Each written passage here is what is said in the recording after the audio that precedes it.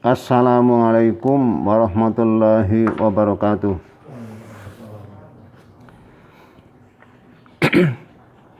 Alhamdulillah nahmaduhu wa nasta'inuhu wa nastaghfiruh wa na'udzu billahi min syururi anfusina wa min sayyiati a'malina. May yahdihillahu fala mudilla lahu wa may yudlil fala hadiyalah. Asyhadu an la ilaha illallah wahdahu la syarikalah wa asyhadu anna Muhammadan abduhu wa rasuluh. Allahumma shalli ala Muhammad wa ala alihi wa ashabihi wa man tabi'ahum bi ihsan ila yaumiddin. Allahu akbar, Allahu akbar, la ilaha illallah wallahu akbar.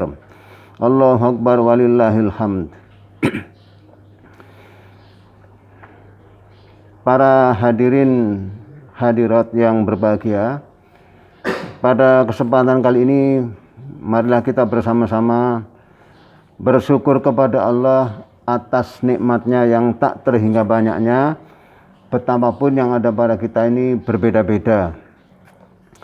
Salah satu perwujudan syukur kita adalah kita manfaatkan nikmat tersebut untuk memperhatikan penjelasan tentang hikmah Idul Kurban, yang di dalamnya ada berbagai macam penjelasan tentang bagaimana meneladani para nabi terdahulu, ya, terutama Nabi Ibrahim dan Nabi kita Nabi Muhammad SAW. Ya, kita perlu tahu bahwa Nabi kita umat manusia ini bukan hanya Nabi Muhammad saja, ya, tetapi semua Nabi, semua Rasul, bahkan kitab suci kita pun bukan hanya Al-Quran, karena setiap muslim itu wajib beriman kepada setiap nabi, setiap rasul, dan setiap kitab suci. Itu wajib diimani ini. Nah, di antara rasul yang harus kita imani dan kita teladani adalah Nabi Ibrahim.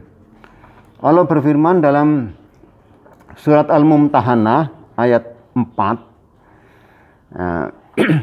A'udzubillahi minasyaitonir rajim. Bismillahirrahmanirrahim. Qad kanat lakum uswatun hasanatun fi Ibrahim walladzina ma'ah. Sungguh ada buat kalian, maksudnya buat kita semua, umat manusia yang masih hidup, ya, dimanapun berada, ada uswah hasanah atau keteladanan yang baik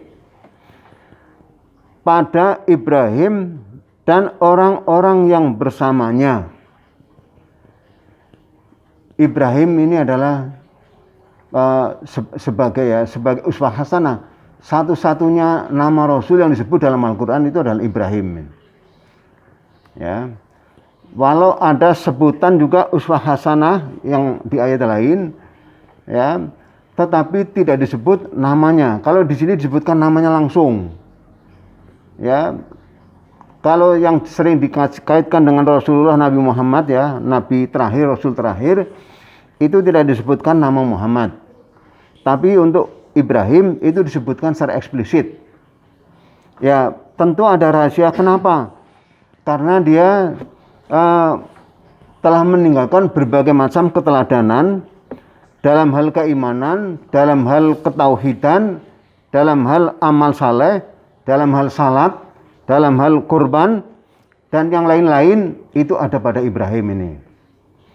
Nah, oleh karena itu kita perlu menilik sedikit, ya, bagaimana penjelasan dalam Al-Quran yang merupakan sumber ajaran agama Tuhan, ya, untuk kita semua. Apa kata ayat selanjutnya? Idh qalu liqaumihim inna bura'u minkum wa mimma ta'buduna min dunillah kafarna bikum wa bada baina wa bainakum al-adawah wal baghdau abadan hatta tu'minu billahi wahdah illa qala Ibrahim li abihi la astaghfirunna laka wa ma amliku laka minallahi min syai' rabbana 'alaika tawakkalna wa ilaika anabna wa ilaikal masir. Ingatlah ketika mereka berkata kepada kaumnya. Nah, di sini mereka di sini bukan hanya Ibrahim tapi juga orang-orang yang sudah beriman kepada Ibrahim ini. Nah, perkataan mereka ini kepada kaumnya artinya apa? Para pemimpin yang sudah beriman itu mereka berdakwah kepada kaumnya, bukan hanya Ibrahim kepada kaumnya saja, tapi juga tokoh-tokoh agama pada zamannya itu berkata kepada kaumnya, karena mereka mengatakan idh qalu liqaumihim, ingatlah ketika mereka ini bukannya Ibrahim tapi juga orang-orang beriman yang memang sudah layak menjadi tokoh pada zamannya ini, meskipun tidak disebutkan nama-namanya ini. Berkata, ingatlah ketika mereka berkata kepada kaumnya, sesungguhnya kami berlepas diri dari kalian dan juga dari apa yang kalian sembah selain dari Allah. Jadi di antara indikator sejarah yang diabadikan dalam Al-Quran terkait dengan umatnya Nabi Ibrahim itu adalah bahwa sebagian umat atau mungkin juga sebagian besar umat Nabi Ibrahim itu adalah menyembah berhala, yaitu menyembah makhluk. Disebut ta'buduna min dunillah, apa saja yang kalian sembah selain daripada Allah, itu maksudnya makhluk seluruhnya. Mungkin sebagian ada yang menyembah batu, sebagian yang lain ada menyembah pohon, yang lain ada yang menyembah hewan, yang lain menyembah matahari, begitulah seterusnya. Sesuai dengan apa yang mereka yakini dianggap sebagai Tuhan ini. Nah, kata Ibrahim, kami ingkari, kafarna bikum, kami ingkari kalian. Enggak setuju kalau kalian menyembah makhluk. Dan juga sudah telah tampak antara kami dan antara kalian al-adawah wal baghdha abadan, yaitu permusuhan dan kebencian selama-lamanya hatta tu'minu billahi wahdah, sampai kalian beriman kepada Allah saja.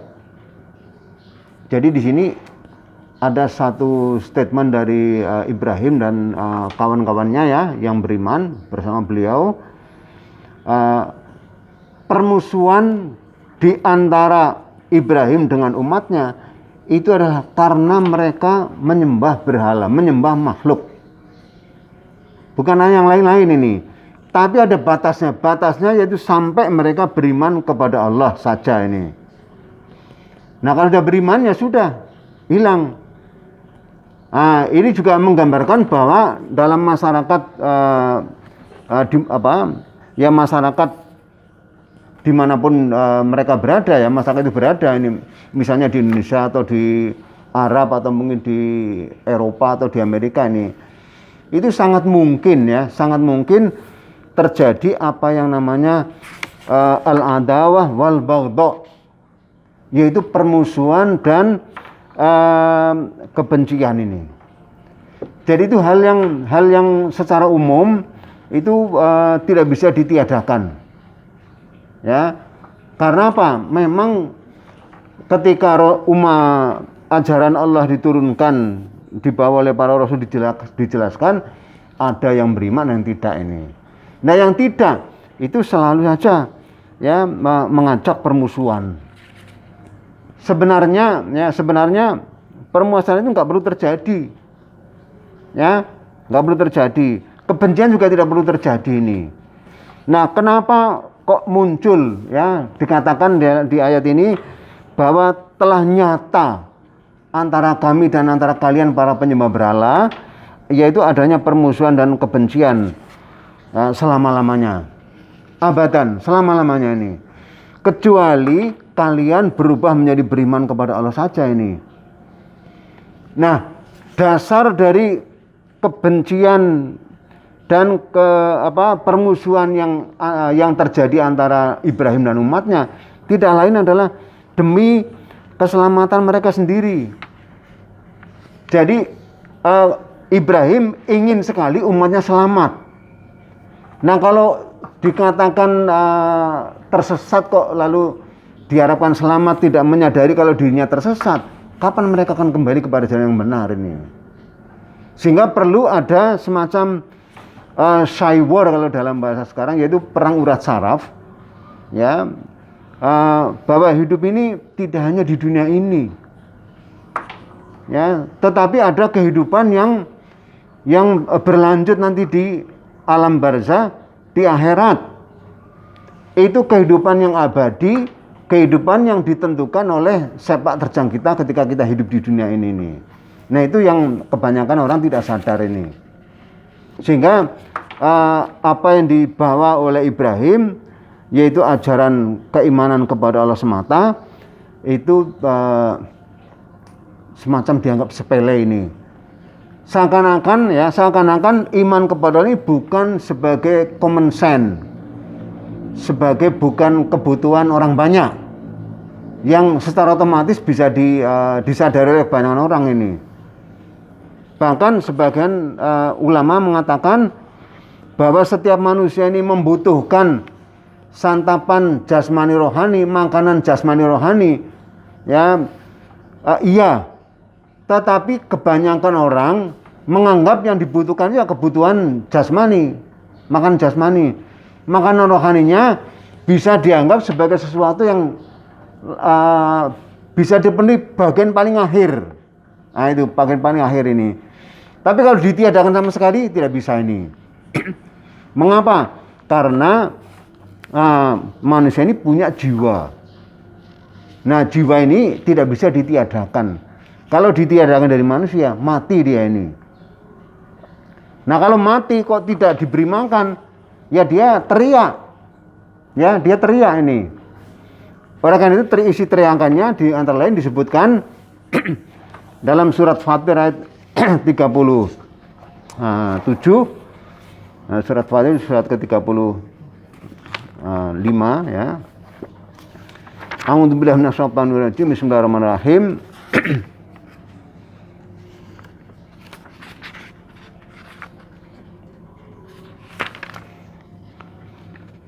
Wahum yastarihuna fiha.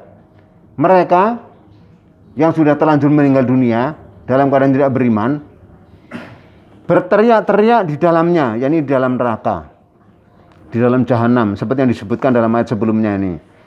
Isi teriakannya diterjemahkan dalam bahasa Arab, yang kalau saya terjemahkan dalam bahasa Indonesia kurang lebihnya, Rabbana ahrijna na'mal solehan ghairalladzi kunna na'mal.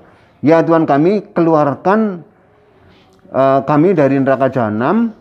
Menurut para mufasir ya, hidupkan sekali lagi ke dunia ini supaya aku akan beramal saleh berlainan dengan amal yang dahulu aku kerjakan. Itu teriakan orang yang sudah meninggal dunia tapi tidak membawa iman. Nah misi keimanan yang dibawa oleh Nabi Ibrahim ini adalah misi universal yang ditujukan kepada semua orang, lantaran semua orang itu membutuhkannya. Sesuatu dikatakan universal karena mencakup semua orang di semua zaman, di semua tempat, dari awal mulanya ada manusia sampai akhir zaman. Itu dikatakan universal.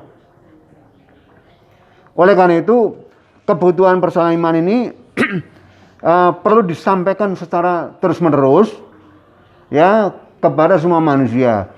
Terlepas dari orang itu mau menerima atau menolaknya, itu urusan mereka. Tetapi para nabi, para rasul senantiasa menyampaikan ya kepada orang yang beriman atau yang tidak beriman ini, kepada yang suka atau enggak suka ini. Mengapa? Karena sebenarnya setiap orang itu membutuhkan santapan rohani berupa iman. Nah, kalau iman ini terjadi, nanti akan berlanjut ya, berlanjut dengan amal saleh ini. Orang semakin banyak beramal saleh, semakin sehat jasmani rohaninya ini, terutama rohaninya ini. Nah, orang yang sehat rohaninya perlu kita ketahui ya, apapun yang ada di sekitar kita ini itu akan menjadi aset untuk meraih pahala. Inilah kelebihan orang beriman ini. Sehingga ketika ada orang mengalami musibah ya, seperti sekarang ini ya, banyak orang mengalami musibah ini. Bagi orang beriman, ya ini semua aset yang luar biasa. Karena musibah itu membuat orang sabar. Ya, sabar itu diinformasikan oleh Allah dalam surat Az-Zumar ayat 10. A'udzubillahi minasyaitonir rajim, bismillahirrahmanirrahim. Di akhir ayat itu dikatakan, innama yuwaffas sabiruna ajrahum bighairi hisab. Hanya orang yang sabar yang akan diberi balasan pahala tanpa hisab. Luar biasa, ya. Bahwa ada hal yang tidak disukai, betul. Kita tidak perlu berlebihan bahwa dalam kehidupan manusia ini, sepanjang hidupnya ini, di sebelah kanan ada hal yang disukai, di sebelah kiri ada hal yang tidak disukai. Sampai kapanpun itu. Selama dunia ada, itu selalu ada dua hal itu. Ada hal yang disukai, ada yang tak disukai. Karena memang keduanya itu sudah merupakan watak daripada makhluk ini. Setiap makhluk punya kelebihan, itulah yang disukai orang. Di samping kelebihan juga ada kekurangan, dan itulah yang tidak disukai orang ini. Bagi orang yang beriman, kelebihan itu ya aset untuk meraih pahala. Bagi orang beriman pula ya, kekurangan juga aset bagi mereka untuk meraih pahala yang besar ini. Nah, sehingga dengan iman itulah dia bisa meraih kehidupan yang bermutu tinggi, ya, berkualitas tinggi ini. Lalu komentar Allah yang kedua, komentar Allah terhadap orang kafir yang sudah meninggal dunia tanpa iman tadi, yang sudah dimasukkan dalam neraka, yang mereka berteriak-teriak ingin hidup lagi. Komentarnya apa?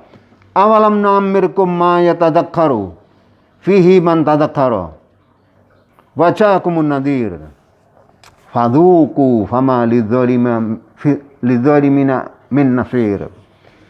Ada 3 komentar Allah terhadap orang kafir yang sudah meninggal dunia dalam keadaan tidak beriman. Dan ini belum terjadi, tapi sudah diceritakan.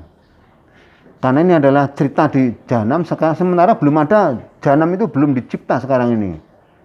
Belum ada orang masuk neraka Jahanam, karena belum ada kiamat. Surga juga belum dicipta ini. Walaupun sudah diinformasikan ya. Tapi nanti kalau sudah terjadi kiamat, terjadi hisab, baru nanti ada surga dan neraka. Nah, tapi sudah diceritakan, ini artinya apa?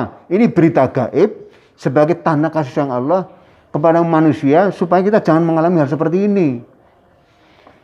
Komentar yang pertama, apakah umur yang aku berikan kepada kalian belum lama, belum cukup untuk mengambil pelajaran bagi orang yang mau mengambil pelajaran?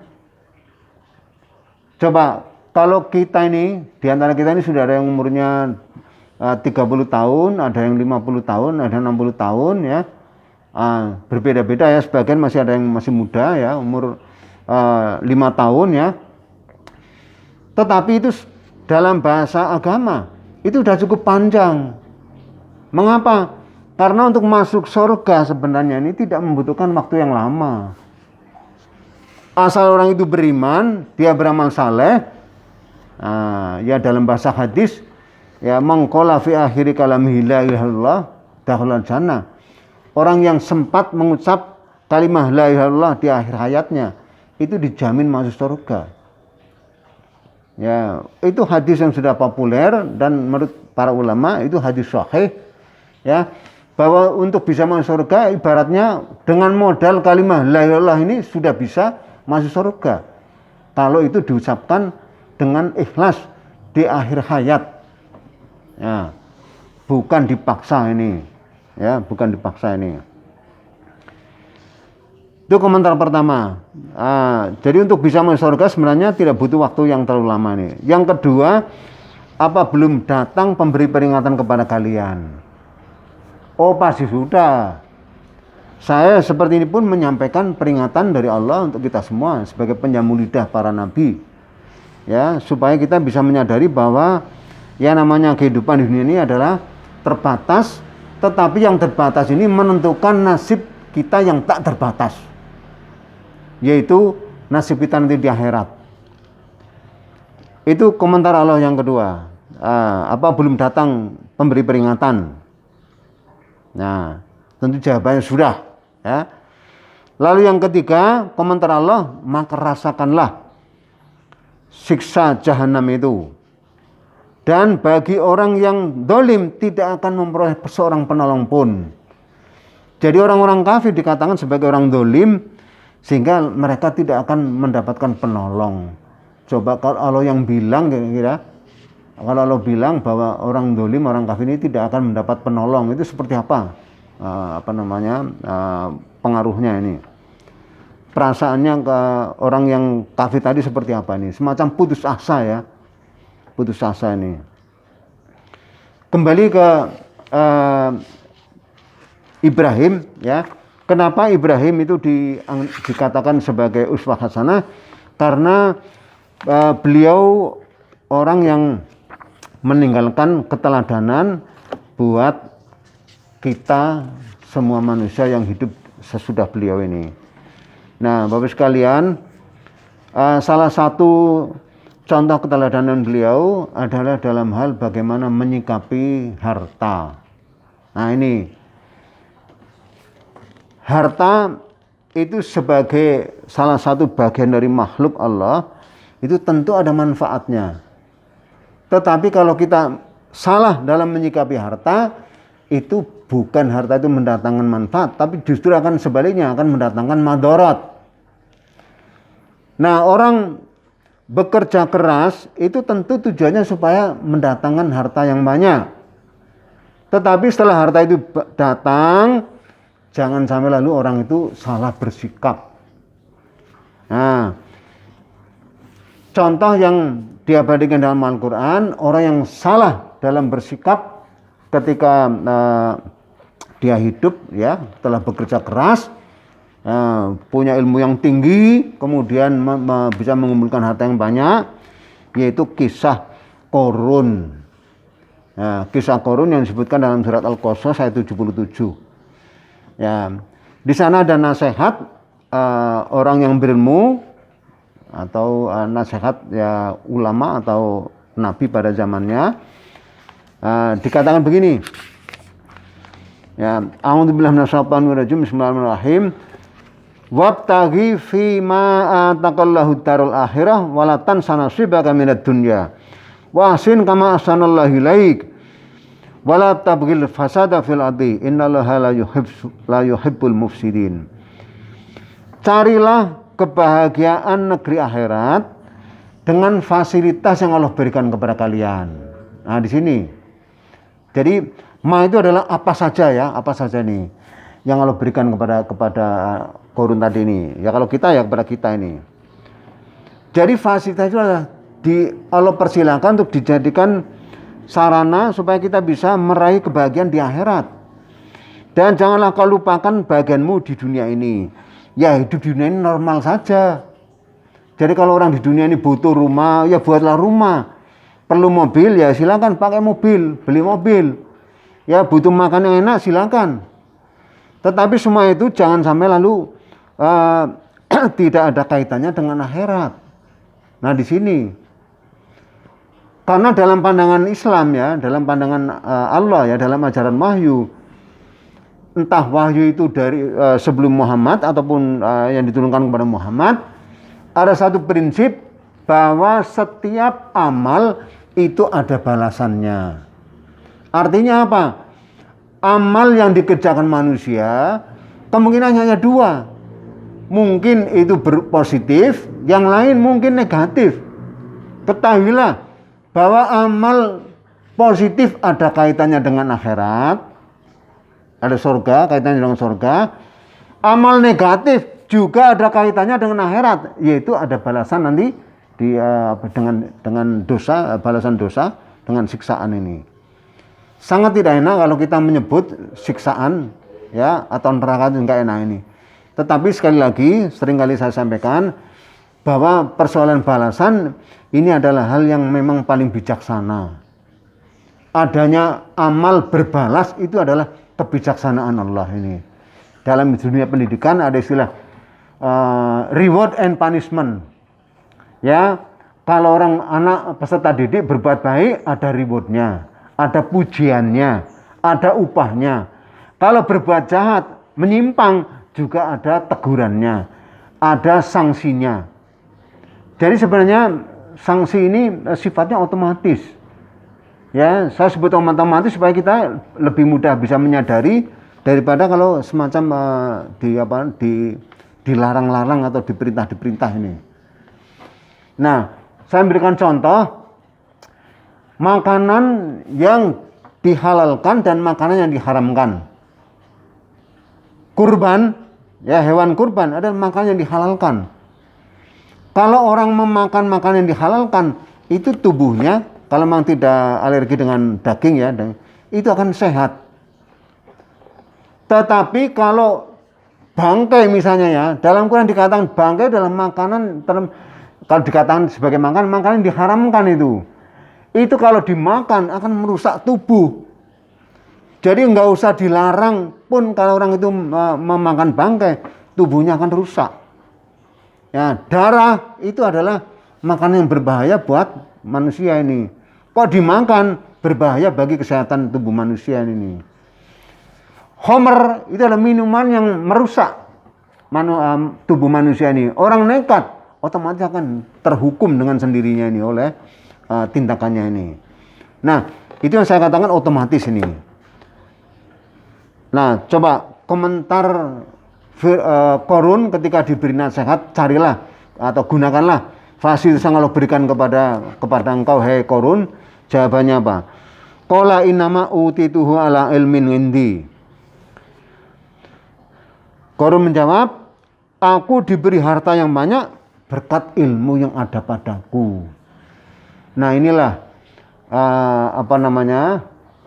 jawaban daripada seorang yang tidak beriman, yaitu Korun.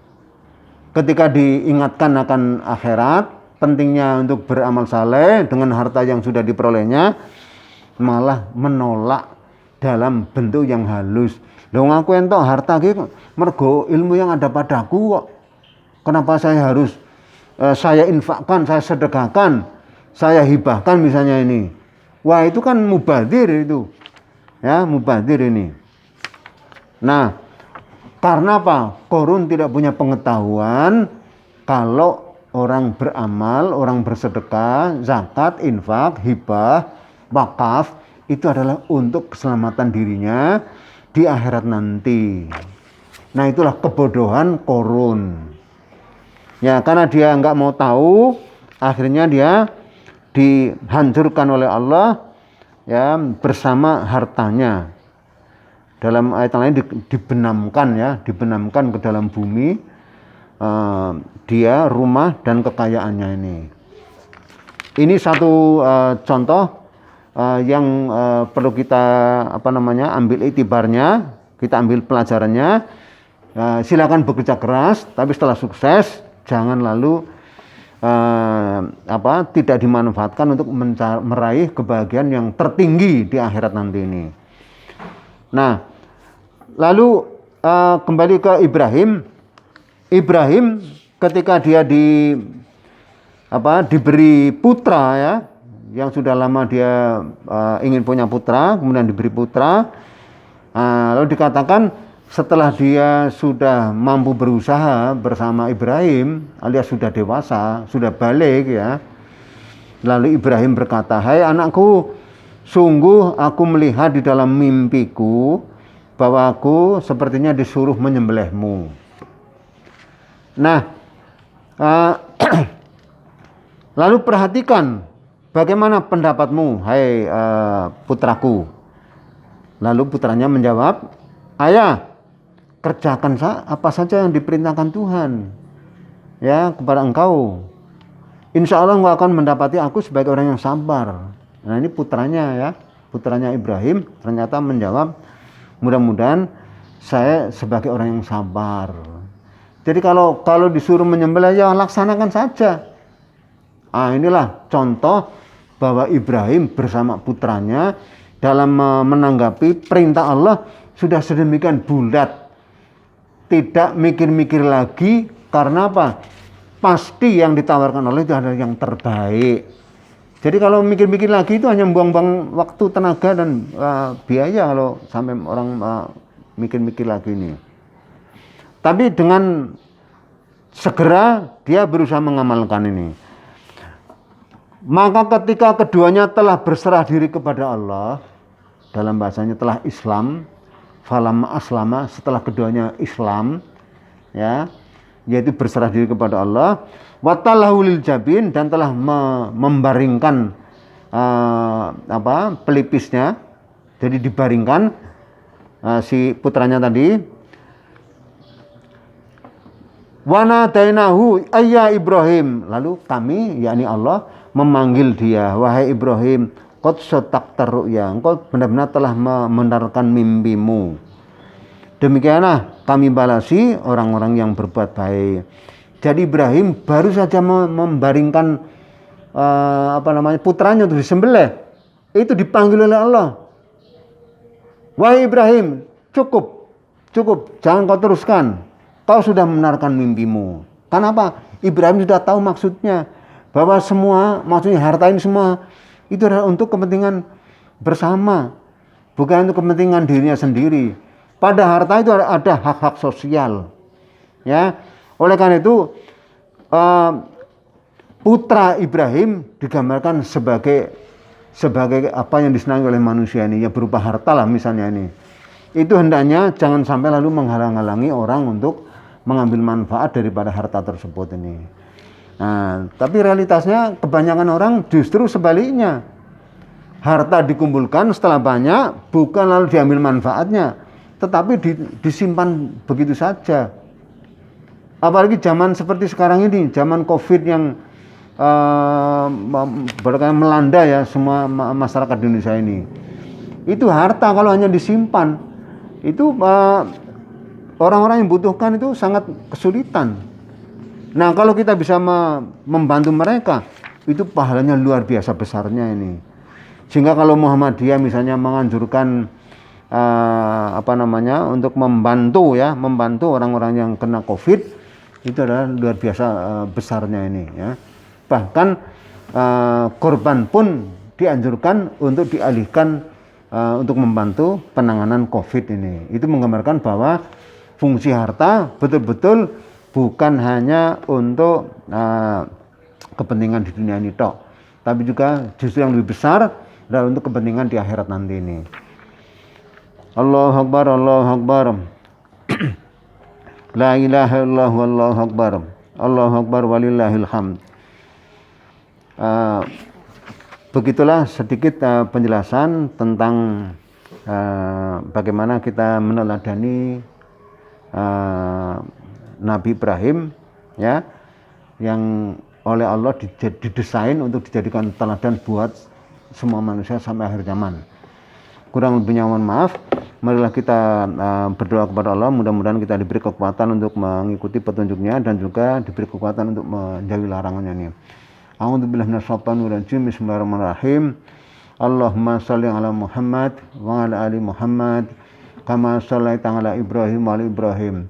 Wa barik ala Muhammad wa ala ali Muhammad kama barakta ala Ibrahim wa ala Ibrahim innaka Hamidum Majid. Allahumma ighfir lil muslimin wal muslimat wal mu'minina wal mu'minat al ahya'i minhum wal amwat ya qadil hajat innaka samun qaribun mujibud da'wat. Rabbana taqabbal minna innaka antas samiul alim wa tub 'alaina innaka antat tawwabur rahim. Allahumma arinal haqqa haqqan warzuqna ittiba'ah wa arinal batila batila warzuqna ijtinabah. Rabbana la tu'akhidhna in nasina aw akhtana. Rabbana wa la tahmil 'alaina isran kama hamaltahu 'alal ladzina min qablina. Rabbana wa la tuhammilna ma la taqata lana bih wa'fu 'anna waghfir lana warhamna anta maulana fansurna 'alal qaumil kafirin. Rabbana la tuzigh qulubana ba'da idh hadaitana wa hab lana min ladunka rahmah innaka antal wahhab.